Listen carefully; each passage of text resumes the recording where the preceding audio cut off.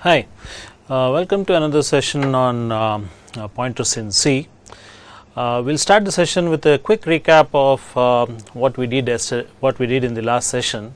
That's the dynamic memory allocation. We'll do a quick recap and probably have some new examples, and then we will see today another topic in programming in C, which is called compiler directives. So yesterday we looked at how does memory gets allocated when a process or when a program starts running. We saw that there is some part which is called as permanent storage, and we saw how stack is controlled by the program execution. We saw how stack frames get created dynamically when the functions are called, and how dynamically it's taken away when the function returns. We also discussed the necessity of a space in main memory for programmers to play around with the bigger data that they want dynamically. We call that space and memory as heap, and we also saw how memory can be allocated and deallocated on the heap, and we also did mention that the allocation and deallocation of the memory or of the space in heap is totally controlled by the programmer, and we also saw 4 functions which actually help the programmer to perform these functions. So we saw specifically malloc, calloc, realloc and free, but we discussed malloc and free extensively because those are the generic ones. So in fact, free is the only method that we use to free the space in heap, whereas malloc is the generic function that we use to create space on heap. Calloc and realloc is basically extensions or extensions to malloc. So if I have a program like this, what happens for this instance of the program is on the stack of a stack frame is created for main, and you have A, N and PA allocated on the stack. So the pointer is allocated on the stack. But when we actually do this scanf function, which is dynamically, you are at runtime, you are trying to get the value for N. So what happens is that the modifications that you do here, you send the pointer to the method scan, and the pointer actually the method actually updates the contents of this stack. So you were already exposed to this earlier. So what we looked at yesterday was how to allocate some space on heap. So this is what we did. We used malloc. So malloc returns a void pointer. So I typecasted it for integer, and then I gave the size basically n, which is the runtime size that I got from the previous statement, multiplied by the size of integer. So that is the amount of bytes that I am asking the machine or asking the operating system to provide. So what operating system does is it gives a random space, contiguous block of say 400 bytes, assuming that each integer requires 4 bytes. So we got a space of 400 bytes, and then we can use the pointer arithmetic or the dereferencing of the pointer to assign values on the heap. So we did that by using star PA is equal to 100, the number went there, PA plus 1, the number went here, and still the remaining bytes were free. We also saw another mechanism to initialize that. We set up a for loop, and within the for loop I used pointer arithmetic along with the dereferencing operator star to assign some values onto the heap. So you have 0 to 99. Now all the 100 integers have been assigned now. So instead of this assignment, you can also use a scanf statement where you read interactively from the user and populate the array or the space in the heap appropriately. What we did not mention yesterday is it is the job of the programmer, after performing the job after performing the use of the allocated space on the heap, it is his responsibility to free it. So that occurs only when you have to use the same pointer again for some other purpose. So before you actually do this, before you use PA, which has been now assigned to point to some space in heap, it is necessary for you to free it. Okay. So yesterday we did mention some of the common mistakes that the programmers do. using a pointer before allocating heap space. So, integer star pointer and integer star pointer is equal to 5. So, basically what we are accessing is basically the stack. Okay, we are not allocating the heap space. Okay, so changing the pointer and not the value it references. Many people do this. Pointer is equal to 10. So, this is what the modification that you do here happens to the stack. In fact, in this case it could end up into a runtime error. Okay. So, forgetting to free space on the heap. So, that is what we discussed in the previous example. So, you have 2 pointers and you have allocated some space to it, and if you want to do P1 is equal to P2, you are overwriting the pointer value P1. So, now it is your job to see that the allocated space, which is this, is freed. So, that is one more common mistake that most programmers do. So, we will now re-emphasize that with a couple of examples. So, suppose see this program illustrates something. You create a pointer, you allocate some space on the heap, you use it, you free it, and then go along. So, this is a program where I am allocating I am defining a pointer and allocating some space. So, this is basically max line, which is 80 characters here. So, I am allocating some space of that 80 character space. Okay. So, that is what you allocate. So, when you do this statement, what happens is on to str is str is allocated on the stack, and a call to heap is done. So, you get this 80 bytes because the length of character is 1 byte. You get 80 bytes, an array of 80 bytes, and then you create this space. So, these values will not be there. You have just created the space, and the value on the address of the first byte of this block is 23, which is assigned to str. So, that is what happens. So, 23, which is the content of str, is on the stack, and 23 is basically referring to an address which is the starting address of the block of 80 bytes that you got. Okay. So, now you use scanf function, pass the pointer str to it. So, everybody knows what happens. So, when you do this, it accepts a string from the user, inserts a /0 inherently. You need not key in this /0. So, it inherently inserts this and returns this. So, this is what you get when you do scanf %s. This is what you get. So, now you can use the values of that, and before you actually go ahead and use this str for something else, it is your responsibility to free it. So, yesterday we also noted that when once you get allocation on the heap, it is persistent. It goes on until you execute a free with respect to the pointer that is pointing to the starting of that block, or the program terminates. This is the correct usage of the pointers or the space in heap. One more example, in one line declare the pointer variable. This is just to re-emphasize how you have to use the space on the heap. So, when you declare a pointer variable, you are basically placing it on the stack. So, allocate memory on the heap.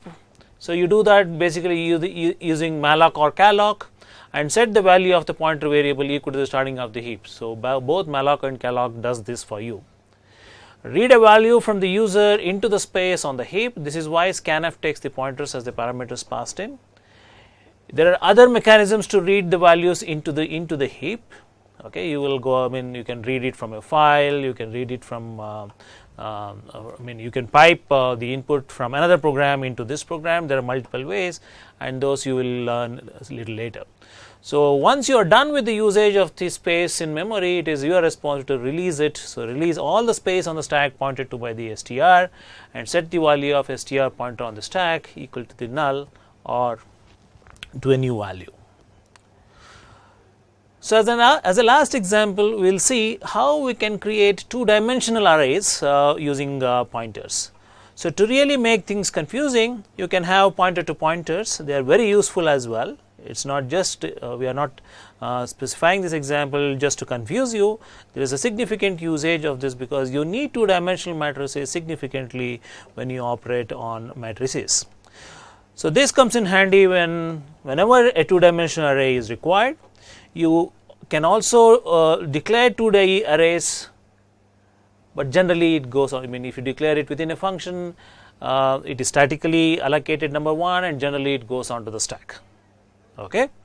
So if dynamic memory is needed, that means you want a 2-dimensional array, but you don't know the size of it during compile time. When you write the program, you don't know what would be the size of the matrix, and when the size of matrices are big, it is unnecessary or it is inefficient for us to create large amount of space on the stack, because in the last class we saw that stack is limited in size for every program running on a particular operating system, and if you the sooner you fill the stack, you will run out of the space and you cannot run your application on the machine.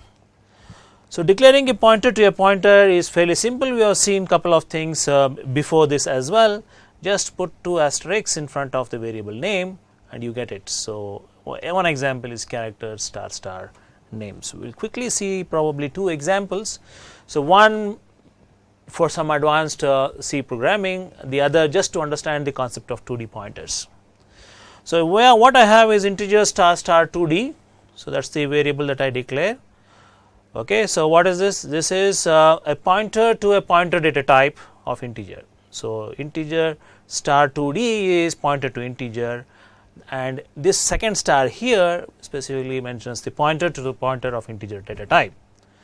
So now how do I allocate? When I use double pointers, how do I allocate? So I use 2D is equal to integer star star. Integer star star is pointer to integer pointer, malloc 4 into size of int. So this could be anything. So I just want 4 spaces for integer, or 4 spaces in the heap for the integer. This is exactly what happens. If I execute this statement, you have this, each one of them can hold an integer pointer. Please note, so each one of these can hold integer pointer. That's why I have said integer star here, size of integer star. Okay, and I have also typecasted as pointer to pointers. Okay, I get this space. Okay, so now what do I do? So I can go on allocating say blocks of storage to each one of these pointers, but remember that this is also in heap. So in all previous examples, so we had this in the pointers used to be on stack and then it was referring to heap. So now I have already used one pointer to point to a pointer of pointers, okay, into this 4 spaces. Okay, so in fact this should end at 3.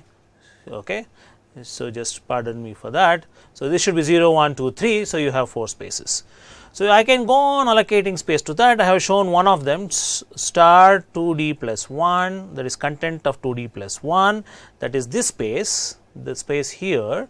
I have allocated a block of 40 bytes, 40 integers on the heap. So this is the block of 40 integers, and the starting address of that is 400, and that gets written here. So similarly, I can use the other locations. So this is an example where I can use 2-dimensional. I can implement 2-dimensional arrays. So I have this in the heap.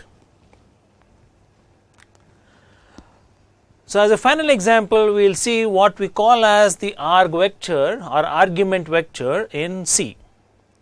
Okay, so I don't know whether you have seen this before, but definitely it makes sense for us to see here. Up until now, the main has been written as int main without any arguments and begin and end. So there was nothing that was written between these 2 parentheses. This is okay, but it's usually written as int main integer argc character star star argv. Okay, so what is this argc and argv? This argc is basically number of command line arguments being passed in. This counts the name of the program. So we will see this, what exactly this means. So generally you say you would have executed your program as a.out if you are using a Linux or Unix environment. If you have used a Windows environment, you would have executed as a.exe. So that happens to be the first argument of the command line. Those of you who are familiar with Unix might have used something like cat, file name, and maybe pipe, and then say more. So, cat is the first say argument of the command line, then file name is the second argument, pipe is the third argument, more is the fourth argument. So, how many arguments you have? The cat, the file name, the pipe character and the more. So, you have 4 arguments. Okay. You have 4 arguments in this. So, this argc basically captures that. And what does argv stores? So, argv basically correspondingly stores the substrings of the command line. So, the first will be the command, which is in this case the example that we are taking is cat. argv0 will contain that, argv1 will contain the file name, argv2 will contain the pipe symbol and more is present in argv3. So, we will again see that with another example. Okay. Basically, this is an array of strings, a 2D character array. Each string represents one command line argument. So, we will see that specifically. So, we see this integer main argc argv. So, we have used the main, or we have started the main with this variety, then integer I and then printf number of arguments %g/n argc. Okay. You can do that in your labs. So, for I is equal to 0, I less than argc, I plus plus, I can print the each element in the argument vector. So, given the following example, so this is the prompt that you get. So, it could be Unix prompt or the Windows prompt. If this is the command that you give, example -o option required. So, what happens? The number of argument is 1, 2, 3 and 4. So, any string that is present between 2 blanks is taken as one argument. So, you have example number 1 -o option required, you have 4 arguments. So, your argc will be 4, the argc will be 4, argument 0 will be example, argument 1 will be -4 and so on. So, argv0 will be this, argv1 will be this and so on. So, what happens actually in the memory? So, when you create or when the function main is called, you have argc created here, argv created here, stack is created here. So, onto the stack you have I. So, that is what you have declared here, integer I, and 0 gets assigned to that, argv and argc. So, argc gets 4, argv gets 220, which is the base address or the starting address of this block of memory locations. So, how many elements are there? Exactly equivalent to the argc.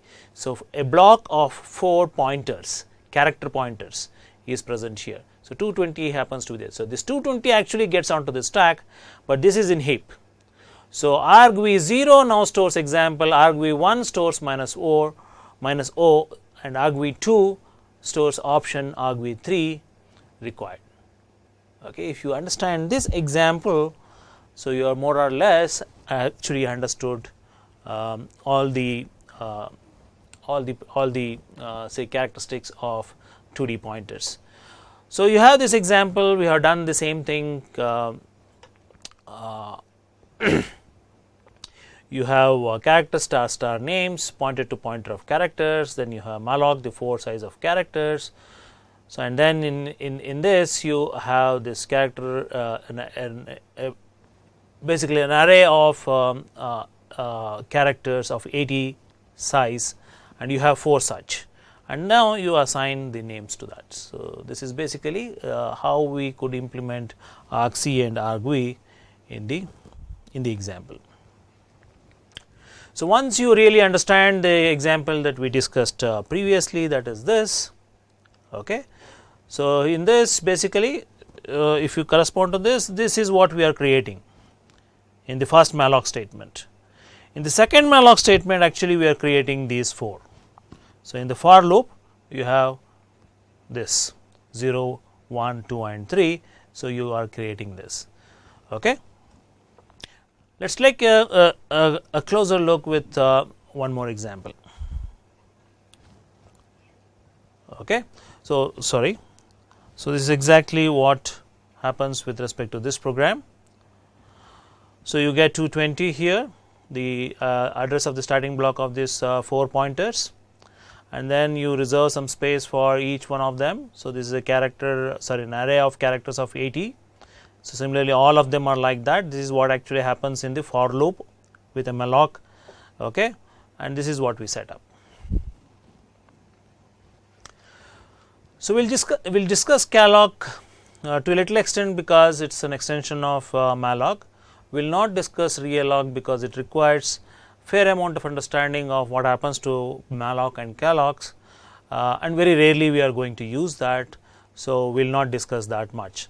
So, what happens in calloc is exactly equivalent to malloc, but along with allocating space in the heap, it will also assign a 0 value to the allocated space. So, for example, I have integer star array is equal to integer star malloc 10 into size of int. You are all familiar with this. This will return a block of 10 integers, space, a block of space which can hold 10 integers. This block is contiguous. Okay. So, what does this do? Integer star array, integer star calloc 10 comma size of int. So, this also allocates the same space, except that in this case the allocated space are also initialized to 0.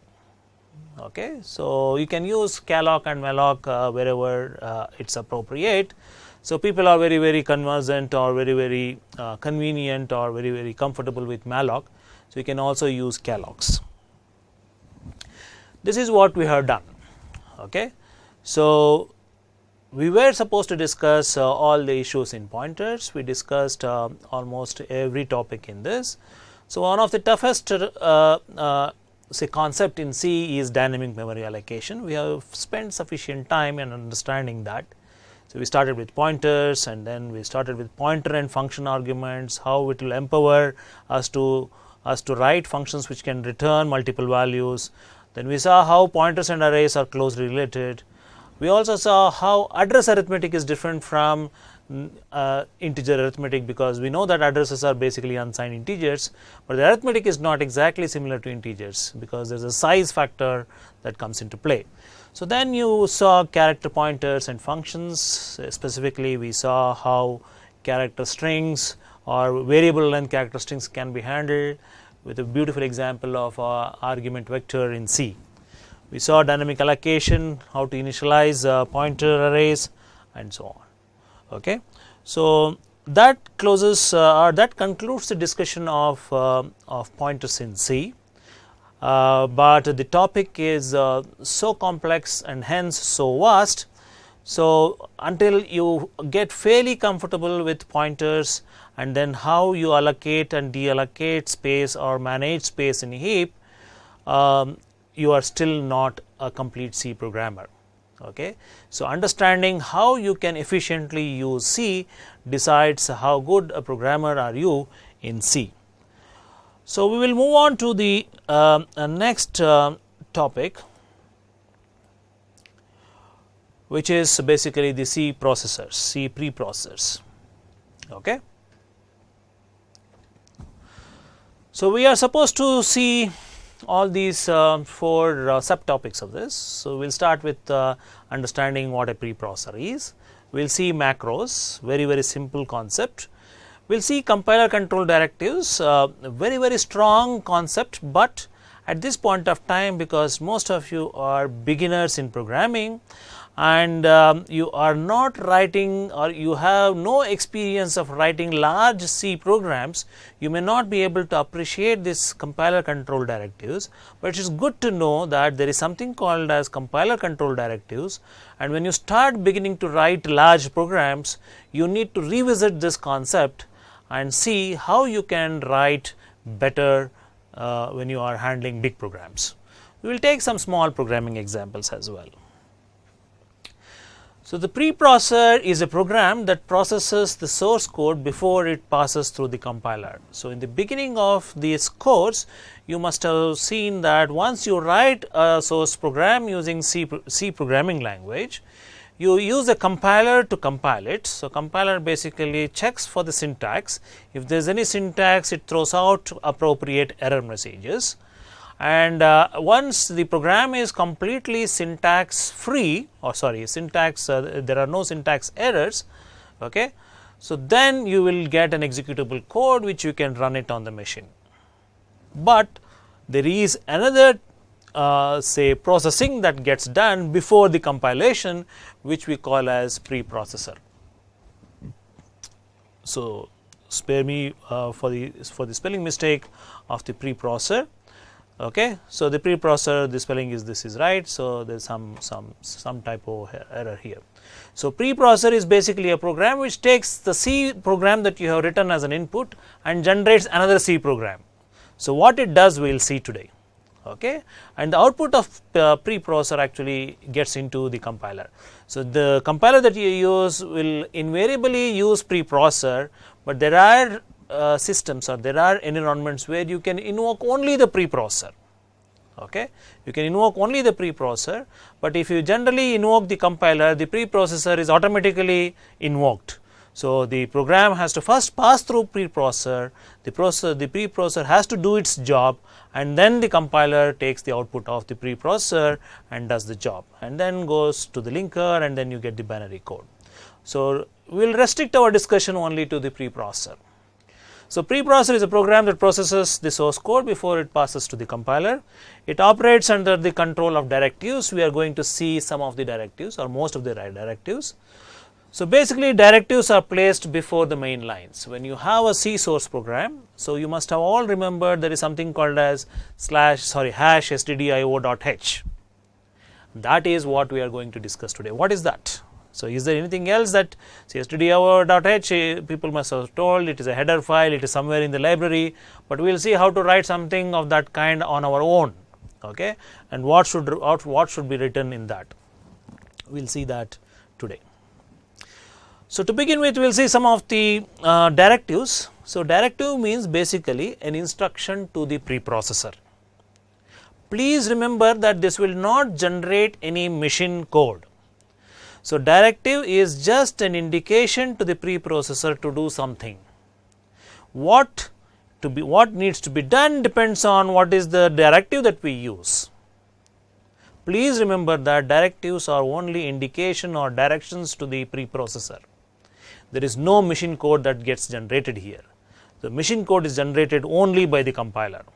Okay, hash defines a macro substitution, that is the simplest concept which most of us use very liberally, and then you have something called as hash undef, hash include, hash ifdef, endef, hash if endef, hash if else. So because we are going to discuss each one of them, let me not just bother you about reading this. So some of this is very familiar to this. So you know the if statement, there is an end if here. You know there is an if statement, there is something called as if def. You have seen include, you have seen def, but you are seeing undef. Then you if and else you have already seen in your code, but all this is now tagged with an hash prefix. So whenever preprocessor sees a hash, it knows that this is the line that I need to process. The rest of the line it simply skips. So the preprocessor. So let's see now quickly. Macro substitution. So this is the simplest concept. Those of you who have studied assemblers, I doubt anybody would have done at this point of time, will know what this is. So macro substitution is a process where an identifier, everybody knows what an identifier is, it's just a name, in a program is replaced by predefined string composed of one or more tokens. So something like this, hash define, I give a name, let me call it as identifier, and I give a string to it. Everybody knows what a string is. It's a sequence of characters. Okay, so hash define some name, identifier, and then string. So the string may be any text. The identifier must be a valid C variable name. All the rules that are applicable to variable names in C applies to this identifier as well. Okay. So forms of macro substitution, simple macro, argumented macro, nested macro, all of this we will see. Let us see some simple macro replacement. So we use it for simple string replacement. So basically when you want to define some constants, say for example you are writing a very large program and there are some constants in that large program. So many a times what would happen in projects is when you have to implement an application, you write your source programs across multiple files. So typically projects are done in groups. each programmer in the group is allocated some logic to be implemented. Okay, he will create the source files in his own way and keep it. So, I will not bother you much about how the project is done, how the projects get distributed and all, but please remember that when you write large applications, it is impossible for only one programmer to write, especially when the time is when time is the constraint. So, what do? We divide the problem into smaller problems and assign some sub problems to an individual programmer. So, there could be 10 programmers working on the project, there could be 20 programmers working in the project, and each programmer will be the custodian of multiple source files. But now, when you have for across all these programmers, assume that you have some set of constants which is the same across all the programmers. So, what do? We define all those constants like this and keep it in a file. Okay. So, I define count as 100, false as 0, subjects as 6, pi as this, capital of something as Seoul. Okay. So, this is the variable name that we talked about. This is the string that that we talked about when we started discussing macros. So, a definition such as hash define m5, what does it do? So, this is read by the preprocessor.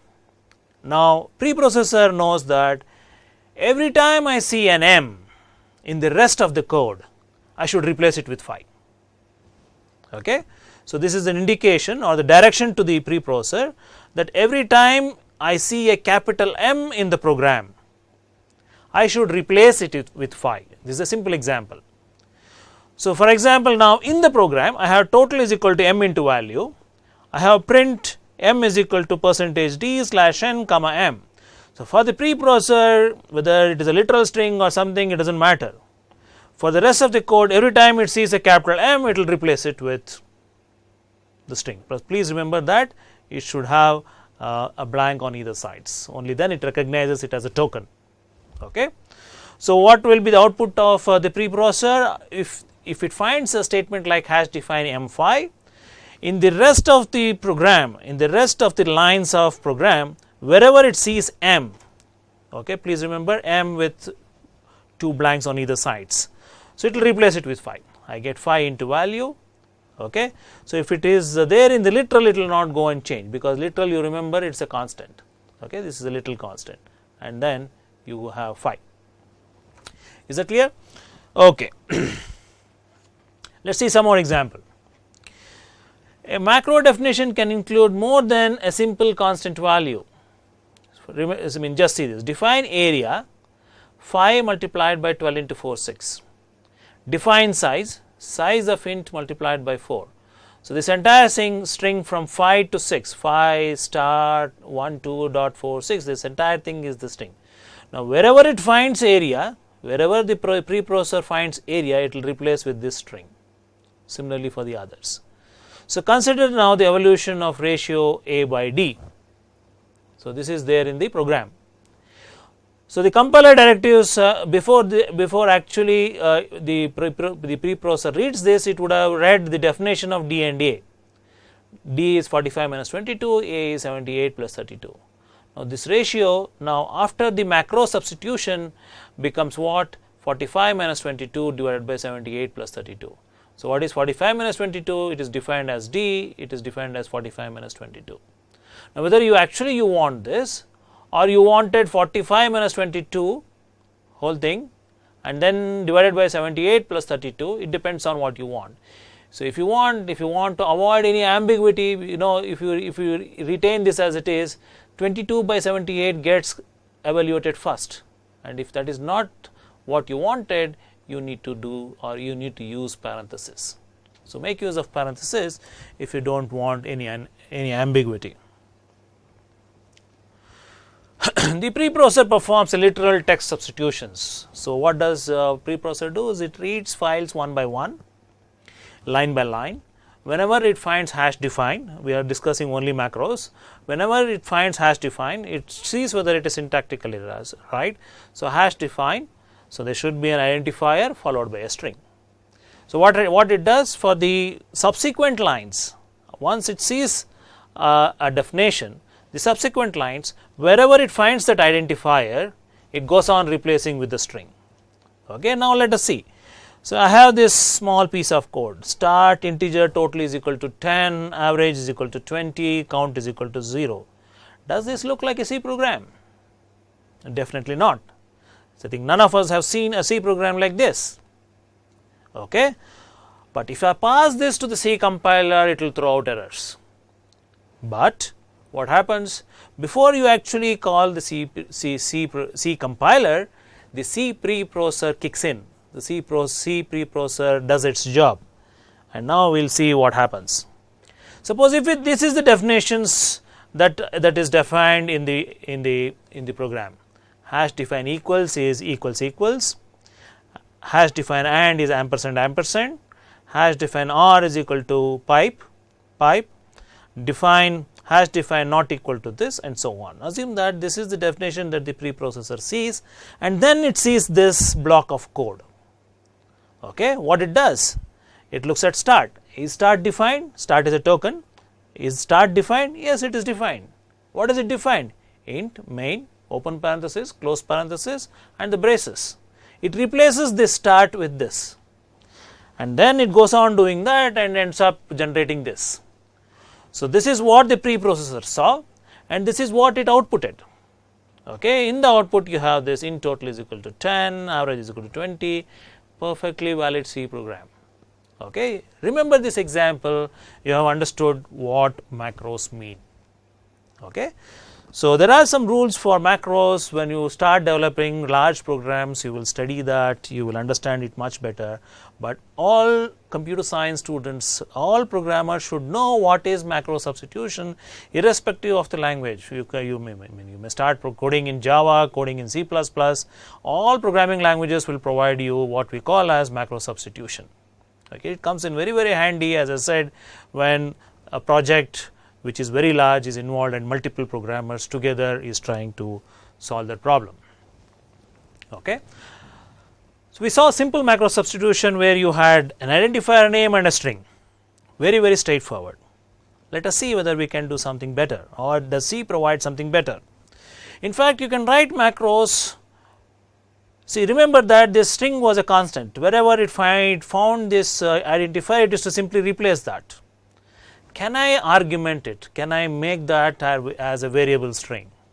So, the concept of function is borrowed, but it is not actually a function. Okay. The concept is borrowed, where along with the identifier you specify an argument list within two parentheses. Okay.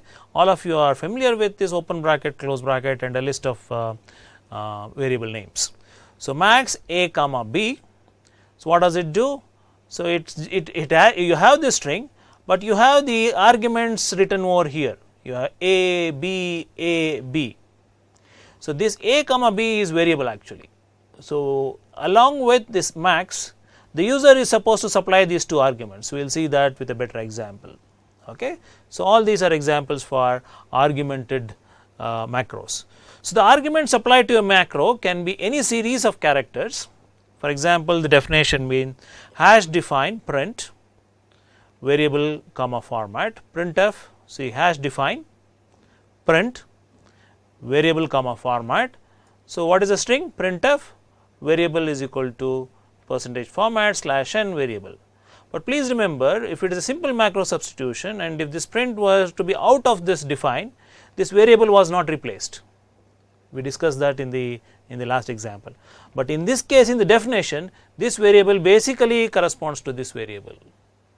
This is not a constant. This format basically means this. This variable basically means again this. Okay. So, when print price into quantity comma f is called, remember this print is capital prints. So, this matches with this variable name, okay, this identifier.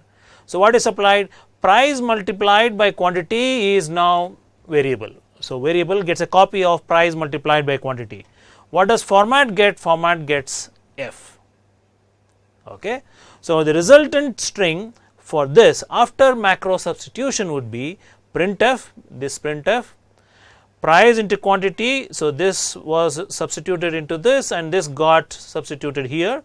I get price into quantity is equal to percentage f slash n. So, this format is basically f, then slash n, and you get price into quantity. So, you can make macros with arguments as well.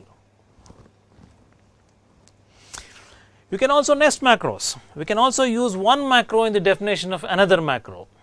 So, look at this, hash define m phi, hash define n m plus 1. The moment it sees this kind of statement define m phi, all occurrences of capital M subsequent to this gets replaced by phi. So, what happens to this? So, this is defined as hash define n phi plus 1. So, now after this, wherever it finds n, wherever the preprocessor finds this token n, it gets replaced by phi plus 1, not m plus 1. It gets replaced by phi plus 1. So, the preprocessor expands each hash define macro until no macro appears in the text. Okay. I think this is very clear. So, to reiterate, when I say hash define m phi, this m can be used even in directives, even in macros. So, hash define n and I have m plus 1. So, the definition of n would be now phi plus 1. Now, subsequent to that, you see the several usage of same thing. So, for example, I have defined square and then I have the square here.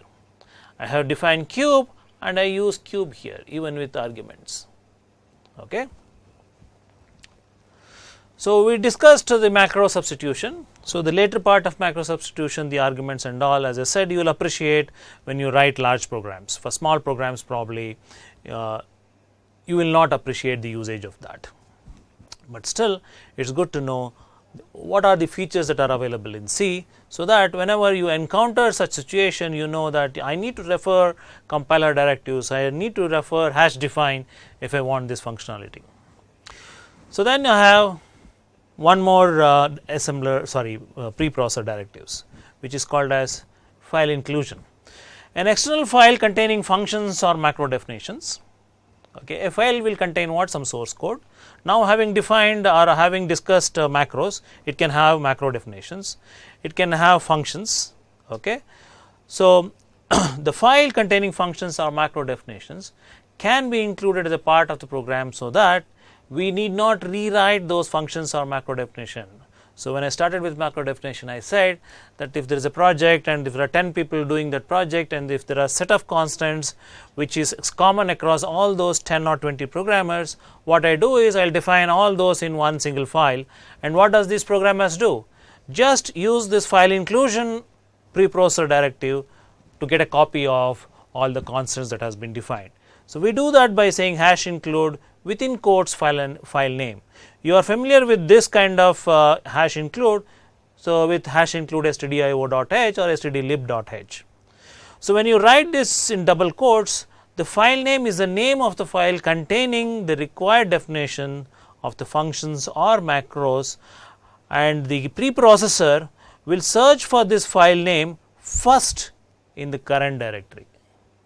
Okay, when you invoke the preprocessor on a file, so whenever in the file it encounters this hash include and file name within the double quotes, it first searches for this file in the current directory.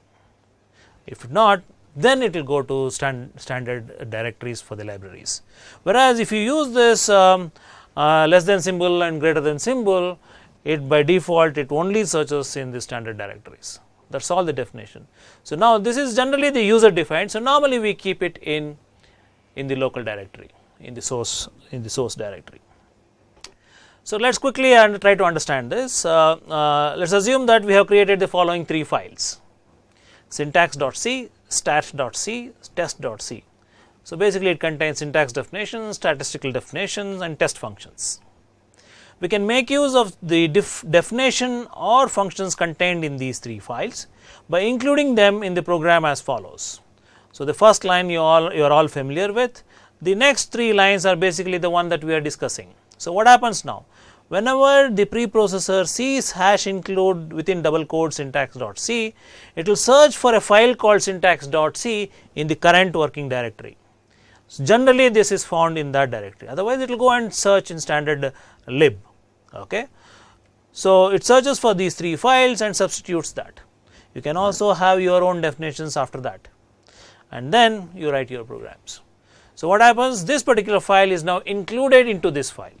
Okay, it gets substituted into the file.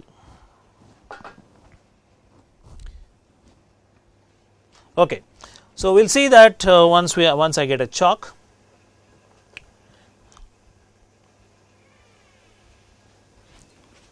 Okay, so what I have here, I have syntax.c.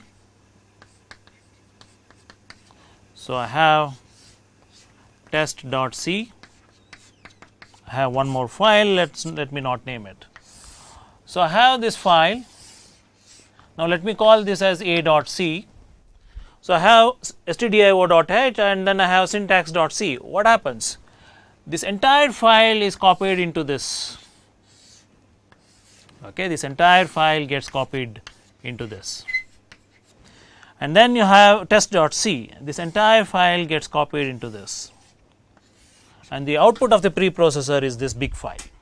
That's all. Okay. And then if this contains some functions if this contains some functions and this contains some definitions, all those will be available for the rest of the program. This is how the large projects gets implemented. Okay. Having discussed the file inclusion, we will see some of the confusions and dilemmas that we will get into. Please imagine yourself that you are writing very large programs and you have a team developing this program. So while developing large programs, you may face one or more of the following situation. You have included a file containing some macro definition, for example syntax.c here. It is not known whether a particular macro called test has been defined in that header file or not.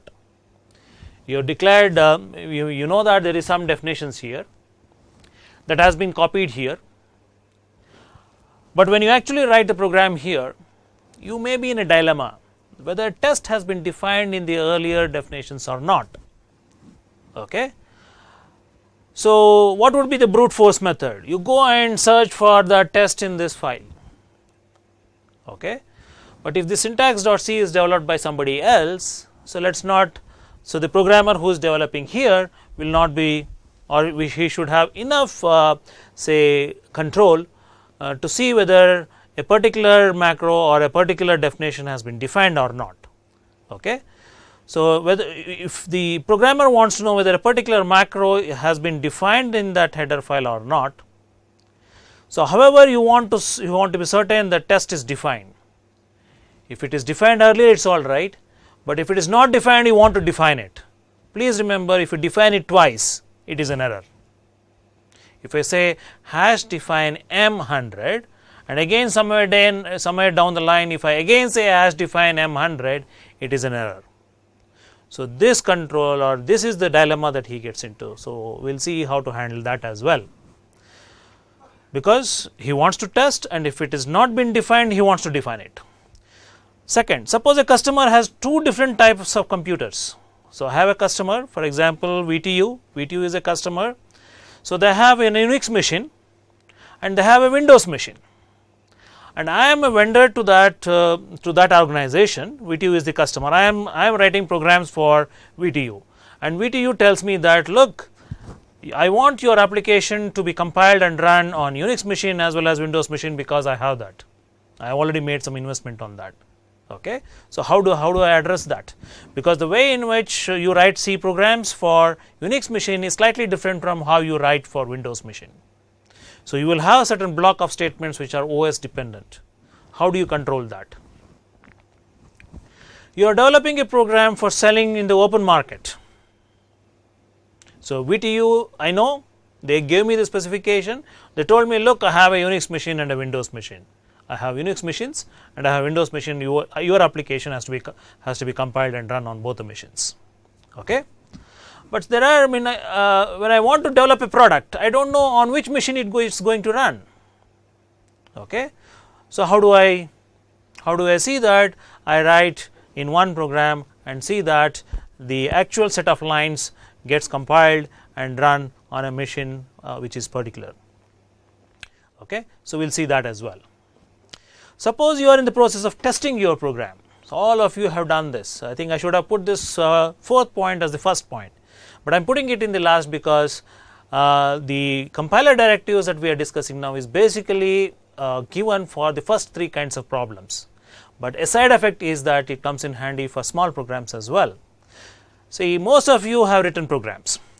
So, most of you would generally write what? A print statements. You write print statements to see whether your program is running appropriately or not. So, primarily you use print statements for debugging. I need not discuss it further. Now, you want the machine to execute the printf statements only when you want to debug, and once you know that the program is bug free, you do not want the machine to run those print statements. So, how do you control that? So, across all these four problems, the solution or the kind of solution that you are looking is same. You want certain statements to run based on a particular condition, and that is exactly why some of the directives are provided. So, we want to ensure that the macro test is always defined. So, this is the first problem that we are talking about. So, we have some files, header files. I want to know whether test has been defined. If the test is not defined, I want to define. So, hash include define.h. So, I do not know whether test is defined in define.h or not. I can test that by saying if not defined, if and def, if not defined test, define test1. So, this is what I want to define, and then end if. So, what happens? The preprocessor knows whether test is defined or not. If it is defined, it will not do this. It will not process this. If it is not defined, it will process this. So, the programmer is ensuring that test is defined. So, define.h is the header file that is supposed to contain the definition of test. So, this will test that condition. So, I hope you have understood this clearly. If already defined, so what is there in the if def block is no. So, similarly, in the case we want the macro test never to be defined. So, for example, if I want test, I want to just check whether the test is defined. If it is defined, I want to undefine it. So, this is how we do. If def, this is exactly the reverse of if and def. If and def will check whether it is not defined.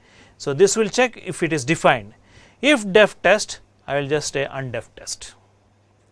Undef means remove the definition. So, from now onwards, for the preprocessor, test is not defined. Okay. Let us look at the situation 2. That means a customer like VTU, and I am developing them for the applications. So, what do? I say if def IBM PC, expand this, else expand this. I write code for Windows here, I code for. So, somewhere in the header file, I will define whether it is Windows machine or a Unix machine. Now, if this line hash define Windows is present, it will create only this. Okay. So, this should be actually IBM PC. So, this will unfold only this. This is not executed. If I write hash define Unix, so it will be combined. So, whenever I compile on a Unix machine, I will define hash define Unix. If I want to compile on Windows machine, I will say hash define Windows. Situation 3 is similar to the previous situation. If def ABC, I have a group of lines. If it is not defined, I have a group of lines. So, this is the ABC is a customer, it wants some features, I will put that. For everybody else, I do not put that feature. So, group A lines are included for the customers ABC, and the other one for the rest of the. Okay. So, this particular example, which is more familiar to you, where we use the printf statements for debugging. So, this is what you do. If def test, you do this, otherwise you do this. Okay. So, again we will revisit this situation once again in our next session. So, at this point of time we will stop. Tomorrow we will continue with this and recap this and continue with this, and we will take a different topic called data structures. Thank you.